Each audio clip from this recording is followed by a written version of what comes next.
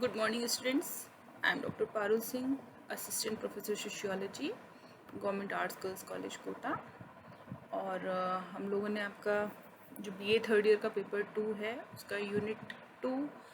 का पार्ट 1 हमने कंप्लीट कर लिया था कुछ और कुछ एक चीज़ें इसमें रह गई थी। हम रूरल प्रॉब्लम्स इन इंडिया की बात कर रहे थे और इसमें हमने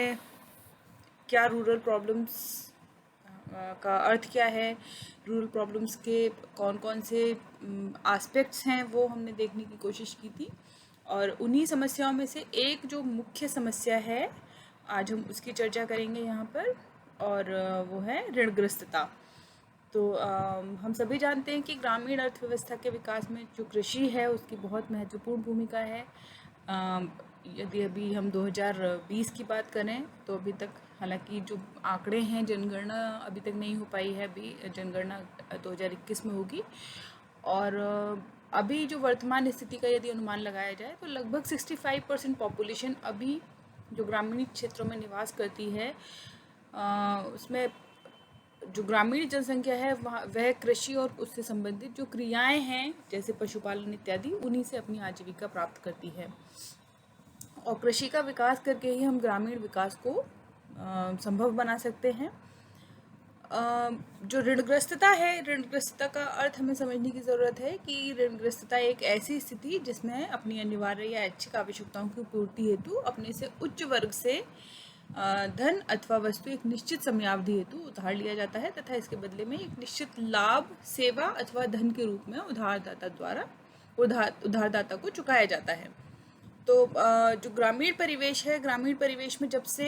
ये कृषि व्यवस्था हमें देखने के लिए मिल रही है तब से ही हमें जो ऋणग्रस्तता है वह ऋणग्रस्तता की स्थिति भी देखने के लिए मिलती है। और एक जो चौंकाने वाली बात ये है वो ये है कि जितने अधिक संपन्न कृषि संपन्न ग्रामीण परिवेश होंगे वहाँ पर उतनी ही अधिक ऋणग्रस्तता की समस्या भी हमें देखने के लिए मिलती है। जो गांव की जो जनसंख्या है उस गांव की जनसंख्या में हमें जो उच्च आय वर्ग के लोग कुछ बहुत कम संख्या में होंगे वहाँ पर, और अधिकांश जो जनसंख्या होती है वो जनसंख्या वहाँ पर उन्हीं लोगों के ऊपर निर्भर करती है अपनी आवश्यकताओं की पूर्ति के लिए, और यदि उन्हें अचानक से कभी धन इत्यादि की आवश्यकता हो उसके लिए। जो यदि इसके कारण देखने की हम कोशिश करें तो कारण क्या क्या हैं इसके, एक तो कम आय का होना। जो कृषि है, कृषि में जितनी लागत लगाई जाती है उस संख्या में हमको उससे आय की प्राप्ति नहीं हो पाती है। जनसंख्या का बहुत अधिक दबाव है। भारत की वर्तमान जनसंख्या यदि हम अनुमान लगाने की कोशिश करें तो जो 2011 के जो आंकड़े थे उसके हिसाब से 1 अरब 23 करोड़ जनसंख्या थी, और 2020 की स्थिति ये मान के चला जा रहा है कि लगभग 1 अरब 35 करोड़ की जनसंख्या हमारी हो चुकी है। तो जो जनसंख्या है वो जनसंख्या बहुत अधिक है, और जो अपनी आपूर्ति के लिए जो शहरी परिवेश हैं उनकी भी आवश्यकताओं की पूर्ति, जो खाद्यान्न से संबंधित जो आवश्यकताएं होती हैं उनकी आवश्यकताओं की पूर्ति भी ग्रामीण परिवेश के माध्यम से ही होती है। और जो गांव हैं उन गांव की सिर्फ जनसंख्या ऑलरेडी बहुत अधिक है, और इस कारण से जो ऋणग्रस्तता है वो ऋणग्रस्तता की समस्या देखने के लिए मिलती है। उत्तराधिकार के नियम जिस प्रकार के गांव में हैं, एक माता पिता से उनकी संतान को भूमि का हस्तांतरण और हस्तांतरण से पहले की जाने वाली बहुत अधिक क्रियाएं हैं गांव में, मृत्यु भोज इत्यादि। तो इस तरह के जो नियम हैं वो नियम भी कहीं ना कहीं ऋणग्रस्तता को और ज़्यादा बढ़ाने में योगदान करते हैं। कुटीर उद्योगों का अभाव, स्वतंत्रता से पूर्व यदि देखें या जो ब्रिटिश काल जब यहाँ पर था अंग्रेजों का शासन, तो अंग्रेजों ने उस समय तक जो गांव के जो कुटीर उद्योग थे वो बहुत अच्छी स्थिति में थे, और उसके माध्यम से वो एक आत्मनिर्भरता की स्थिति को गांव प्राप्त किए हुए थे।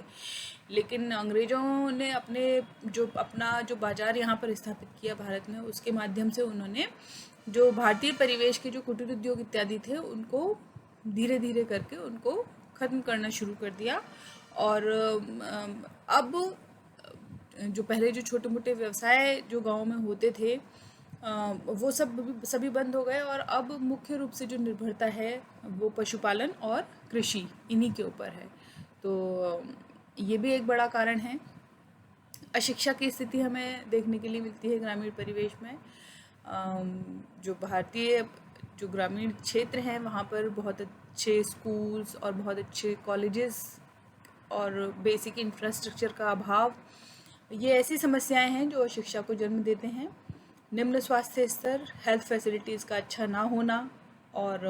बीमार पड़ने पर शहरों की ओर उनका रुख करना, महंगे इलाज, ये सब कारण हैं जिसके कारण ऋणग्रस्तता का शिकार होते हैं ग्रामीण परिवेश में रहने वाले लोग। सामाजिक रीति रिवाज, तो जो गांव में जो विवाह के समय के भोज या मृत्यु भोज या जब विवाह के समय जो जिस प्रकार का लेन देन किया जाता है, तो जो वहाँ के जो रीति रिवाज हैं वो रीति रिवाज इस तरह के हैं कि जो ग्रामीण परिवेश में निवास करने वाली जो जनसंख्या है उसको और अधिक ऋणग्रस्तता की तरफ लेकर के जाते हैं। कृषि की अनिश्चितता, जो भारतीय कृषि है, भारतीय कृषि अधिकांशतः जो प्राकृतिक जो मौसम है उस पर ही डिपेंडेंट रहती है और जो तकनीकी ज्ञान बहुत अधिक हमारे पास में नहीं है, जिसके कारण से जो कृषि है उस कृषि की बहुत अधिक अनिश्चितता रहती है। जब जैसे ही प्राकृतिक रूप से यदि कोई बाढ़ आ रही है या अकाल पड़ रहा है या सूखा पड़ रहा है या वर्षा की कमी हो रही है, तो ऐसे में जो आपूर्ति जिस प्रकार की कृषि के लिए जो जो जो कृषि की उपज के लिए जो आवश्यक वस्तुएं हैं उनकी जो आपूर्ति है वो आपूर्ति सुनिश्चित नहीं हो पाती है और जो ग्रामीण जनसंख्या है वो ऋणग्रस्तता का शिकार होती है। इसके कारण भी यदि इसके दुष्परिणाम देखने की कोशिश करें ऋणग्रस्तता के, तो क्या है इसमें, एक तो निर्धनता में वृद्धि होती है निश्चित रूप से। एक बार जो व्यक्ति गांव में यदि कोई किसी से आप उधार लेते हैं तो उसको चुकाना बड़ा मुश्किल होता है, क्योंकि जो गांव के जो साहूकार इत्यादि हैं उनका जो ब्याज इत्यादि लेने का जो उनका सिस्टम है वो भी उनका वो चक्रवृद्धि ब्याज के माध्यम से वो वसूली करते हैं और जो मूल है वो मूल एज इट इज़ बना रहता है और ब्याज पर ब्याज लगती चली जाती है, जिसके कारण निर्धनता में और अधिक वृद्धि होती जाती है। जनसंख्या में वृद्धि हो रही है, गांव में जो परिवार नियोजन के जो साधन है, परिवार नियोजन के साधनों को उतनी सफलता से वे वहाँ पर लागू नहीं हैं और उन जो बच्चों की जो जन्म है उस जन्म को लेकर के इसको वे धार्मिक पक्ष के साथ में जोड़ करके चलते हैं, जिसके कारण जो जनसंख्या है, जनसंख्या में बहुत अधिक वृद्धि होती है गांव में। दासता की प्रवृत्ति, हमें जो बेगारी का जो सिस्टम है या फिर जो दास प्रथा का जो सिस्टम है, वो दास प्रथा का सिस्टम हमें गांव में देखने के लिए मिलता है। वो ऋणग्रस्तता का ही एक दुष्परिणाम है और एक जो श्रमिक है उसको एक बंधुआ मजदूर के रूप में उसको रख लिया जाता है, जिसके बदले में जो धन जो उसको दिया गया है उस धन के को चुकाने के लिए उसको बंधुआ मजदूर बनाया जाता है और फिर उसकी केवल जो आवश्यकताएं, जो भोजन पानी की जो व्यवस्था है वो उसके लिए कर दी जाती है और उसे अन्य कोई और भुगतान नहीं किया जाता जब तक कि वो अपने धन को पूरी तरह से समाप्त नहीं कर देता है, चुका नहीं देता है। तो ये एक बहुत बड़ा परिणाम है ह्यूमन जो ये हमें स्लेवरी के रूप में दिखाई दे रहा है। शिक्षा में वृद्धि होती है ऋणग्रस्तता के कारण। जो ग्रामीण जनसंख्या है वो शिक्षा का जो स्तर उनको प्राप्त होना चाहिए वो प्राप्त उनको नहीं हो पाता है। महंगी शिक्षा प्रणाली और ऋणग्रस्तता के कारण महाविद्यालय या विद्यालय तक पहुंचने में उनकी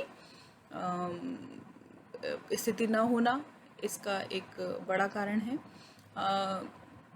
और ये अशिक्षा के रूप में, दुष्परिणाम के रूप में भी हमें दिखाई देता है। निम्न स्वास्थ्य स्तर हमें दिखाई देते हैं ऋणग्रस्तता के कारण ग्रामीण जनसंख्या में। जो अच्छी जो हेल्थ फैसिलिटीज़ हैं वो ऑलरेडी गांव में उपलब्ध नहीं है और ना ही इन लोगों की पहुंच जो शहरी परिवेश के जो अच्छे हॉस्पिटल्स इत्यादि है वहाँ तक इनकी पहुंच हो पाती है। छोटी मोटी बीमारी में ही कई बार इनको अपनी भूमि इत्यादि है वो गिरवी रखनी पड़ती है या फिर उसको बेच देना पड़ता है, जिसके कारण जो निम्न स्वास्थ्य स्तर है वो भी हमें देखने के लिए मिलता है। भूमिहीनता की स्थिति उत्पन्न होती है ऋणग्रस्तता के कारण। जो छोटे जो लैंडलॉर्ड्स हैं वो छोटे लैंडलॉर्ड्स अपनी ज़मीन को छोटी सी समस्या सामने आते ही उनके पास कोई और अन्य विकल्प नहीं होता और वो अपनी भूमि को गिरवी रखने पर या फिर भूमि को बेचने पर मजबूर हो जाते हैं, जिसके कारण भूमिहीनता की स्थिति उत्पन्न होती है। और निश्चित रूप से ये जो स्थितियां हैं, ये स्थितियां कार्य क्षमता में कमी, जो ग्रामीण परिवेश में जो निवास करने वाली जनसंख्या है उसकी कार्य क्षमता में कमी की ओर भी अग्रसर होती हैं, और जो कार्य से उनकी जो रुचि है उस रुचि को भी खत्म कर देती हैं। तो यदि हमें ग्रामीण क्षेत्र में ये जो ऋणग्रस्तता है इसको दूर करने के प्रयास करने हैं, तो इसके लिए एक अच्छी एक नीति बनाई जाने की आवश्यकता है राज्य के द्वारा। और उस नीति के बनाए जाने के साथ साथ, क्योंकि नीतियाँ बनी हुई हैं, अनेक सारी जो पॉलिसीज़ हैं वो पॉलिसीज़ फ्रेम की गई हैं इन सब चीज़ों के लिए, लेकिन जो प्रॉपर उनका इम्प्लीमेंटेशन और उनका मॉनिटरिंग उनकी वो बहुत अधिक आवश्यक है। तो सिर्फ पॉलिसी बनाने से ही हमें सफलता प्राप्त नहीं हो सकती है। उन जो पॉलिसीज़ हैं उन पॉलिसीज़ को लागू किया जाए, और लागू करने के बाद उनका जो निरीक्षण है वो निरीक्षण समय समय पर होता रहे। तो यदि इनको ऋणग्रस्तता को ग्रामीण परिवेश से दूर करना है तो उसके लिए राज्य का हस्तक्षेप किया जाना बहुत ज़रूरी है। जिस तरह की जो पॉलिसीज़ जो जो लोकल लेवल पर जो साहूकार हैं या फिर जो धनी वर्ग है गांव का, वो जो जिस प्रकार के नियम बना करके ऋण जो देते हैं उसमें हस्तक्षेप होना चाहिए। इसके लिए कठोर कानून राज्य के द्वारा बनाए जाने चाहिए, और जो साहूकार इत्यादि हैं उन पर भी लगाम लगाने की कोशिश करनी चाहिए। अनिवार्य शिक्षा का प्रावधान सरकार को करने की आवश्यकता है, और उस शिक्षा को प्रत्येक गांव तक पहुंचाना, और गांव के प्रत्येक व्यक्ति को उन शिक्षा संस्थानों तक पहुंचाना, यह इसकी भी सुनिश्चितता करने की आवश्यकता है। भूमि अधिग्रहण के कठोर नियम होने चाहिए। जितनी आसानी से जो गांव में जो एक किसान है वो किसान अपनी ज़मीन को बेच देता है, उसके संबंध में कुछ नियम कठोर बनाए जाने आवश्यक हैं, जिससे कि आसानी से जो किसान है वो अपनी ज़मीन को ना बेच पाए। ग्रामीण समाज का पुनर्गठन किए जाने की आवश्यकता है। ग्रामीण समाज में जो आधारभूत संरचनाएं हैं उन आधारभूत संरचनाओं के विकास करने की आवश्यकता है, और उसके माध्यम से जो ग्रामीण परिवेश में जो समस्याएं हमें देखने के लिए मिलती हैं उन समस्याओं का समाधान कर गांव का जो पुनर्गठन है वो पुनर्गठन होना चाहिए। कृषि फार्मों का विकास किए जाने की आवश्यकता है। जो कृषक जिस प्रकार की खेती करते हैं गांव में, और फिर उनके लिए जो यदि फार्म वगैरह वहीं पे उनके लिए इस तरह की सुविधाएं उनके लिए वहीं पे उपलब्ध करवा दी जाएं, जिससे वे अपनी जो उपज है उस उपज को अच्छी कीमत पर वो वहीं पर बेच पाएँ। क्योंकि हम ये देखते हैं कि जो किसान है वो किसान एक उपज करता है, वो पूरे वर्ष भर मेहनत करता है अपने खेत में, और जब वो प्रोडक्ट बेचने के लिए जाता है तो उस समय क्योंकि बहुलता होती है उस प्रोडक्ट की, तो उनको बहुत अच्छे दाम नहीं मिल पाते हैं अपने सामान के, और उन्हीं वस्तुओं को जो शहरी परिवेश में रहने वाले जो व्यवसायी है वो व्यवसायी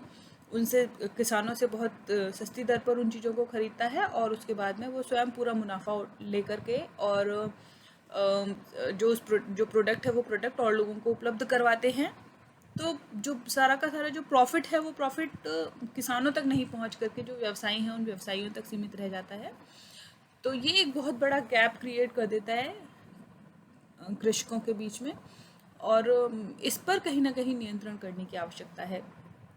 जो कृषि की जो आधुनिक तकनीकें हैं जिससे कि उपज को बढ़ाया जा सके और एक अच्छी स्वस्थ खेती की जा सके,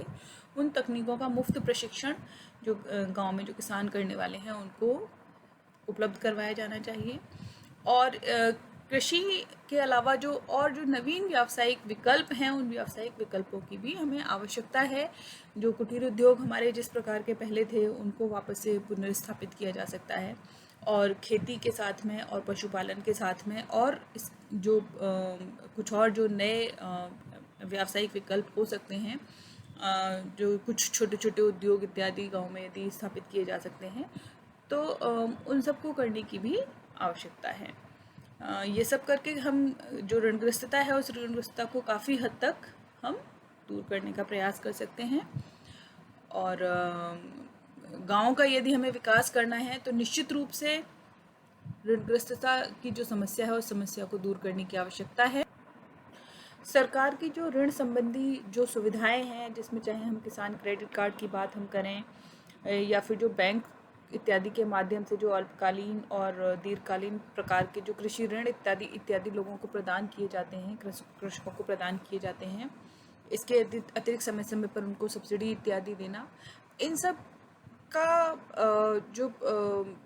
एक सही प्रकार से इनकी पहुंच लोगों तक बनाना, जो गांव के जो किसान हैं उन किसानों को इनके प्रति जागरूक करना, और एक आसान माध्यम इसके लिए उपलब्ध करवाना, ताकि जो गांव का जो किसान है उस गांव के किसान को बहुत अधिक, क्योंकि इतना पेपर वर्क इत्यादि इतना अधिक हो जाता है कई बार इसमें, और इतना टेक्निकलिटीज़ लगा दी जाती हैं इसके लिए, या फिर उनके जो किसान हैं उन किसानों के पास में इसके बारे में सही प्रकार की जानकारी उपलब्ध नहीं होती है, तो वे बहुत आसान माध्यम समझते हैं कि एक गाँव के ही जो उनके जो आसपास का जो साहूकार है, जो एक धनी व्यक्ति है, उससे ही ऋण ले लिया जाए। तो इन सब के लिए ये आवश्यक है कि जो सरकार की जो भी योजनाएं बनाई जाती हैं सरकार के द्वारा इनके लिए, उनकी एक सही जानकारी किसानों तक पहुँचे, और निश्चित रूप से फिर जो ऋणग्रस्तता की जो समस्या है उस ऋणग्रस्तता की समस्या से कहीं ना कहीं हम छुटकारा पाने का प्रयास कर सकते हैं। Thank you.